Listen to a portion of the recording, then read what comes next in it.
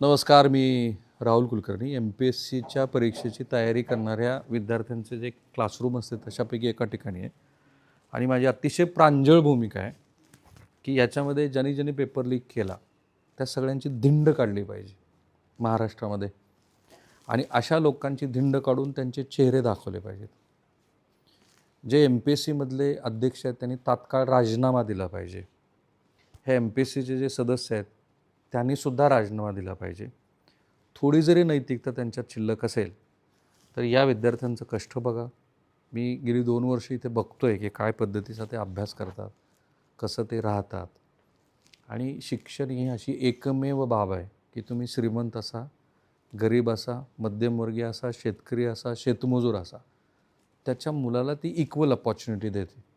आणि नीटमध्ये सुद्धा आम्ही 2 महिने एक्सटेन्सिव्ह कव्हरेज का केलं? का माझं असं मत होतं की ज्याच्याकडे पैसे आहेत त्याचीच मुलं जर पेपर फोडून त्याच्यातनं स्वतःची गुणवत्ता खोटी सिद्ध करणार असतील तर तो अन्याय आहे या मुलावरती.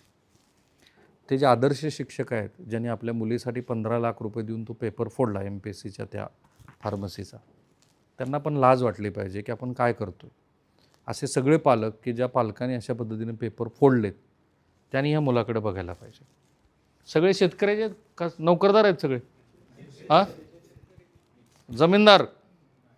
हां, सगळ्याला 20-20 एकर जमीन आहेत. हिला आहे बघा. नाही, किती बाग आहे ती तुझी? नाही म्हणजे रिक्षा चालवतात पप्पा. हां, हे महत्त्वाचं आहे. वडील रिक्षा चालवतात. तुझे दीदी नोकरी करतात. नोकरी करतात, शासकीय सेवेत आहेत. हो. तुझे दीदी हां, शेतकरी. किती जमीन आहे? 20 एकर बाग आहेत. तुझे शेतकरी किती एकर आहे? 5 एकर तुझे टीचर आहेत. टीचर. तुझे दीदी राजा? दुकान आहे. दुकान. तुझं शेतकरी आहे. तुझे रे शेतमजुराचा कोणी मुलगा आहे का? मला अभिमान आहे त्या मुलाचा. बरं, तुझे वडील काय करतात? सेवक आहेत. सेवक आहे. कसली सेवक? पंचायत समितीमध्ये पंचायत समिती. तुझे राजा? शेतकरी. किती एकर आहे? 4-5 एकर. शेतकरी. म्हणून अध्यक्षांनी तात्काळ राजीनामा द्यावा. कोणाचीही वाट बघू नये. हे अतिशय चुकीचं आहे की हे जे शेतकरी रिक्षावाल्याची मुलगी, तिचा अभिमान आहे मला की तिच्या कुटुंबामध्ये जे काही असेल परिस्थिती ती दूर करण्यासाठी ती कष्ट करते. किती तास दीदी अभ्यास करते? म्हणजे सकाळी 9 वाजता येतो आणि म्हणजे 10 वाजता जाते. म्हणजे तसं सकाळी 9ला येते, रात्री 10ला जाते. जेवण जेवण म्हणजे टिफिन वगैरे घेऊन येतो. घरून घेऊन येते. आई किती वाजता करून देते की तू करतेस? म्हणजे मम्मी करून थोडं थोडं मी करते. बरं. वडील किती वर्षापासून रिक्षा चालवतात? म्हणजे त्यांनी आत्ता घेतली, आधी ते मजुरीच करत होते. म्हणजे आत्ता 1-2 वर्ष घेतली. काय नाव दीदी तुझं? गीता खंडाळे. राईट. सो गीतासाठी म्हणून ना तुम्ही अध्यक्ष महोदय तातडीनं राजीनामा द्या. You are not suppose to be there. तुम्ही ज्या पद्धतीनं ह्या पेपरफुटीकडे दुर्लक्ष केलं, का मला हा राग येतो आहे? त्या मुलाने तुम्हाला काय सांगितलं होतं? पेपर फुटला. त्याच्यानंतर तुम्ही काय म्हणालात की पेपर फुटलाच नाही. आणि हे तुम्ही या मुलांच्याबद्दल अनेक वेळेला केलेलं आहे की जेव्हा आता असं लक्षात येतं की तुमच्याच कार्यालयातले अवर सचिव, तुमच्याच कार्यालयातला तो क्लर्क हा पेपर फोडतो, तुम्हाला कळलं नाही? किंवा ह्या मुलांनी अनेक वेळेला तक्रारी केल्या त्यावेळेला कळलं नाही की अशा पद्धतीचा पेपर फुटतो आहे. आणि म्हणून जर हे अध्यक्ष आणि सदस्य राजीनामा देत नसतील तर राज्य सरकारनं त्यांची तात्काळ हकालपट्टी केली पाहिजे. हे अतिशय शरमेचं आहे की महाराष्ट्रासारख्या राज्यामध्ये हे चालू आहे. MHCETमध्ये 100% घोळ आहे. 100%. ते जे भारतीय जनता पार्टीचे नगरसेवक आहेत ज्यांच्या मुलांनी, आवळ्याजवळ्या मुलांनी 97% वगैरे मार्क्स घेतले, कंप्लीट फ्रॉड आहे. कंप्लीट. तो जो लातूर आणि धाराशिव जिल्ह्यातल्या मुलांची मी आता पर्सेंटाईल बघतोय तो फ्रॉड आहे. आणि त्यामुळे ह्या मुलांकडे बघा. आत्ता पेपर फुटला माहिती आहे ना? हां, आनंद झाला सगळ्याला. कुणाकुणाला आनंद झाला आणि कुणाला राग आला? हां हां, सर ॲक्च्युली पहिली तर गोष्ट पकडाय. खूपच म्हणजे पेपर फुटलाय. जी मुलं MPSCचा अभ्यास करतायत, म्हणजे MPSCचा अभ्यास करताना आमच्या मनामध्ये एकच गोष्ट होती की MPSC ही खूप ट्रान्सपरंट बॉडी आहे. कॉन्स्टिट्युशनल बॉडी असल्यामुळे त्यांचं काम खूप ट्रान्सपरंट चालतं. हा समज सगळ्यांचा गेला की MPSC ही ट्रान्सपरंट बॉडी नाही आहे. आता मी दुसरा प्रश्न, MPSC इटसेल्फ अ फ्रॉड आहे असं वाटतं तुम्हाला? हां, हे एक्झॅजरेशन होईल पण ही भावना मला पण आहे ही टॉपमोस्ट बॉडी आहे हो ना. टॉपमोस्ट बॉडीमध्ये असं कसं काय असू शकतं? सॉरी, मी तुला काहीतरी तू सांगत होता. पहिली तर गोष्ट सर, आता माझे मित्र किंवा आम्ही मेन्सच्या आधीपासून अभ्यास करतोय. सो एक ट्रान्सपरंट याच्यामुळे असं वाटलं होतं की जेवढे आम्ही मार्क म्हणजे जे आन्सर की येते ह्या सगळ्या गोष्टी येतात त्याच्यानं आम्हाला आमचं कळायचं की आपलं इथं इथं आहे, आपल्या सगळ्या गोष्टी ट्रान्सपरंट विनिंग चालल्यात. पण हा जो पेपर फुटला म्हणजे ह्या जो सगळा घटनाक्रम पाहता अशी शंका येते की याच्या आधीच्या एक्झामचं काय झालं असेल, याच्या आधीच्या एक्झाममध्ये कसं झालं असेल. कारण की मी मेन्स दिली आहे, मला माहिती आहे, माझा मित्र आम्ही तिथं आहेत भरपूर माझे मित्र, आम्ही 12-13 तास आम्ही लिटरली अभ्यास केलेला आहे. असं नाही की आम्ही अभ्यास केलेला नाही. आणि त्याच एका होप्सवर आहोत की यार आज नाही उद्या आपल्याला भेटूनच जाईल. सो याच्या आधीच्या एक्झामच्या गोष्टींचं काय आहे आता हे समज आलं. हो. असं किती जणांना वाटतं की आधीच्या सगळ्या परीक्षांची चौकशी झाली पाहिजे? हात वर करा बरं. मला नाही वाटत महाराष्ट्रात कुणी असं असेल की ज्याला असं वाटत असेल की नाही झाली पाहिजे. आणि ह्याचं म्हणणं, ह्या माझ्या मित्राचं म्हणणं मला पटतं की ही जर फ्रॉड्युलंट ॲक्टिव्हिटी आत्ता उघडकीस आली तर आधी पण असणार आहे. एखादं उदाहरण तुला वाटतं की तुला त्यावेळेला संशय वाटत होता की समथिंग इज फिशी देअर? नाही सर, त्यावेळी कधी विचारच केला नाही ना. कारण की असं नेहमी वाटायचं की एमपीएससी आपल्याला आन्सर की देते, एमपीएससीची आन्सर की येते, एमपीएससी आपल्या उत्तरपत्रिका ज्या आहेत ते आपल्या पोर्टलवर अपलोड करते, RTI टाकला आपला पेपर मिळतोय.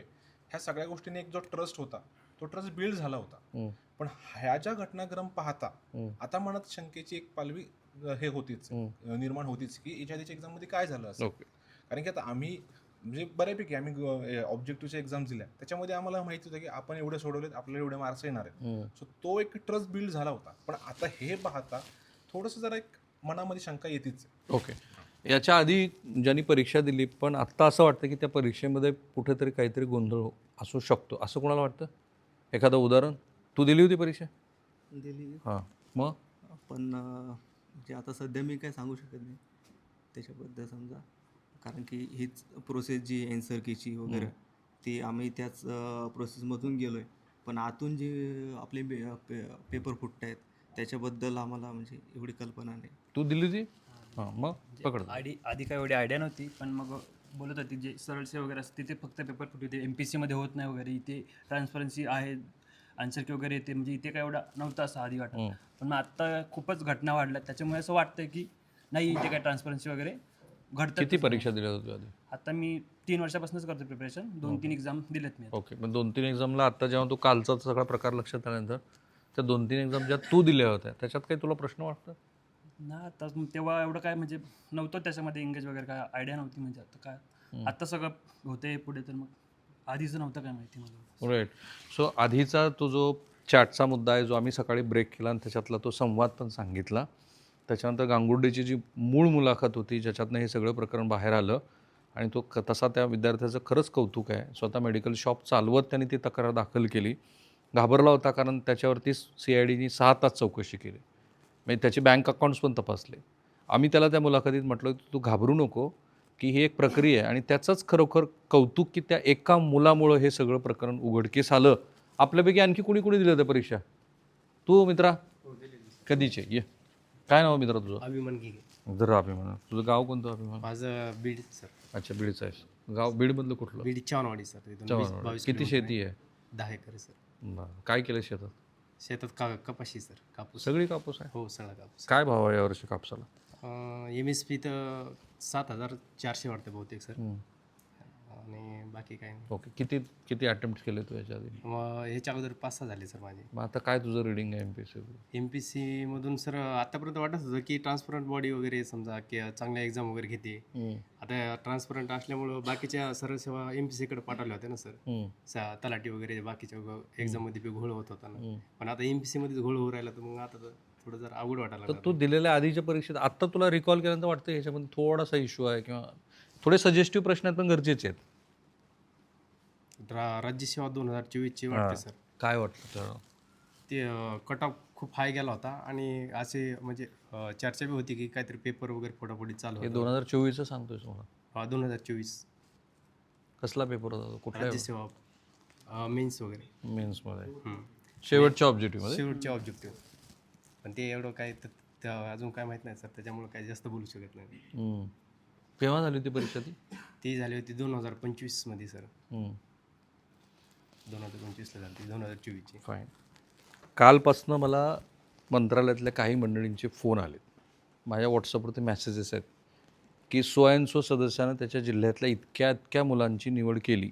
त्यांची नावं पण आलीत. काहींनी व्हॉट्सअप कॉल केलेत, काहींनी फेसटाईमवरती कॉल केला. I don't want to go into the details, कारण त्याच्यामध्ये तपासाचा भाग आहे.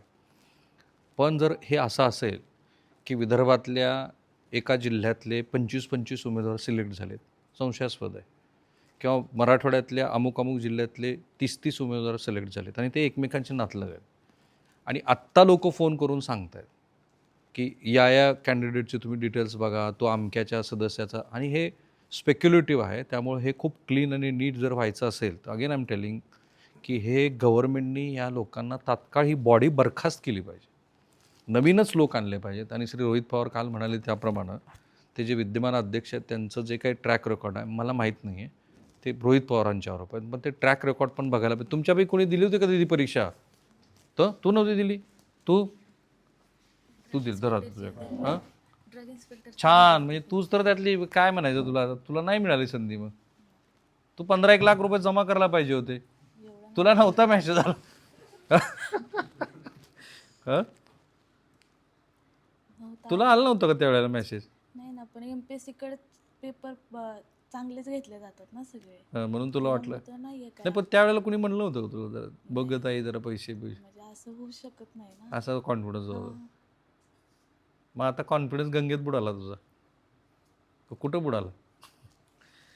On a serious note. पण आता तुझा खरोखर तुला वाटतं की MPSCची असं आहे की, मी पुन्हा तुम्हाला सांगतो, मी सजेस्टिव्ह प्रश्न कधी करत नाही, पण यावेळेला मी म्हणतोय की नाही, त्यांनी राजीनामा दिला पाहिजे. कारण ती पहिली नैतिक जबाबदारी त्यांची आहे. ते नाही याच्यापासून दूर राहू शकत. आणि आय होप की राज्य सरकार त्याची योग्य ती दखल घेईल. पण खरोखर तुमच्यापैकी किती जणांना वाटतं की MPSC बॉडी पूर्ण बरखास्त झाली पाहिजे? झाली पाहिजे. राजा? हां, झाली पाहिजे. नाही, मी विचारतोय म्हणून नाही का, अजून आहे थोडा बहुत शिल्लक? ह्याचा आहे विश्वास? तुझा रे? नाही, मला आतापर्यंत जे झालं ना परीक्षा, तर त्याच्यामध्ये एक विश्वासार्हता होती. म्हणजे जसं आपण एक्झाम मध्ये बसलो तर त्या ठिकाणी एका वर्गात फक्त 24 विद्यार्थी असतात आणि त्या 24 मध्ये पहिल्यांदा असं होतं की पेपर देत असताना त्यांची सही घेतली जाते 2 विद्यार्थ्यांची, म्हणजे 2 विद्यार्थ्यांची, आणि त्याच्यानंतरच ती सील ओपन केली जाते. मग या गोष्टीत कुठंतरी विश्वासार्हता वाटत होती. पण हे पेपर फुटल्यानंतर मग धक्काच बसला. हे असं कसं होऊ शकतं? मलाच नाही, अनेकांना बसलं असेल शिव्या कदाचित. बिया दिलं नाही होतं MPSC? नाही.